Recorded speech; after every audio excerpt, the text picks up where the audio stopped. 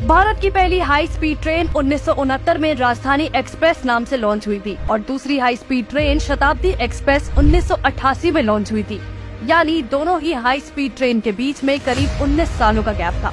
और आपको ये जानकर हैरानी होगी कि आजादी के 75 सालों के बाद भी 2014 तक भारत में सिर्फ 24 राजधानी और 12 शताब्दी ट्रेनें मौजूद थी, क्योंकि सत्ता में जो बैठे थे वो मुंह में चांदी का चम्मच लेकर पैदा हुए थे।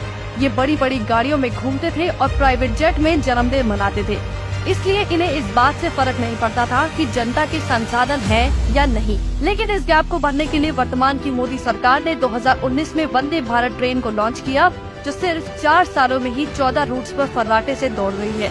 और ऐसा सिर्फ इसलिए हो सका क्योंकि मोदी जी खुद जमीन से उठकर प्रधानमंत्री बने हैं और वो जनता के कागजी दर्द की बजाय असली दर्द को समझते हैं। इसलिए देश में 2025 के अंत तक 278 वंदे भारत ट्रेन और वहीं 2027 तक 478 वंदे भारत ट्रेन बनाने का मास्टर प्लान तैयार किया जा चुका है।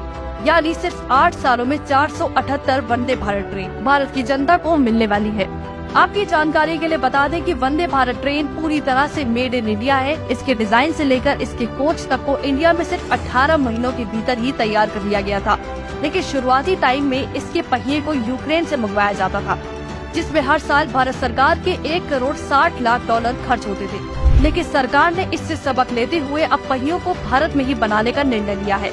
पहियों को बनाने का कॉन्ट्रैक्ट भारत की कंपनी को देना इसलिए भी जरूरी था क्योंकि आने वाले टाइम में वंदे भारत की मांग तेजी से बढ़ने वाली है, जिसके लिए लाखों पहियों की जरूरत पड़ने वाली है। और ऐसे में कोई विदेशी कंपनी भारत से पैसा लेकर जाए, ये वर्तमान सरकार को गवारा नहीं। इसलिए वंदे भारत को 100% मेड इन इंडिया के तहत तैयार किया गया है। वंदे भारत से भारत को क्या फायदा? पहली बात तो ये कि अब ये ट्रेन 100% मेक इन इंडिया हो गया है, जिससे रोजगार के अच्छे अवसर पैदा होंगे। भारत दूसरे देशों से आयात निर्भरता को कम कर सकेगा। हो सकता है कि रक्षा क्षेत्र की तरह पहिया निर्माण क्षेत्र में भारत रिकॉर्ड तोड़ निर्यात हासिल करने।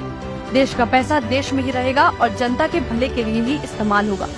एक्सपर्ट्स की माने तो आने वाले 3 सालों में वंदे भारत कम से कम 15,000 रोजगार सर्जन करने वाला है। आजादी के 75 सालों के बाद मोदी जी भी भारत की जनता के जिस सपने को पूरा कर रहे हैं वो आज से कई साल पहले ही पूरा हो जाना चाहिए था। लेकिन परिवारवाद से घिरी कांग्रेस सरकार ने न सिर्फ सत्ता को हथियाए रखा, बल्कि देश के विकास को भी कई साल पीछे कर दिया।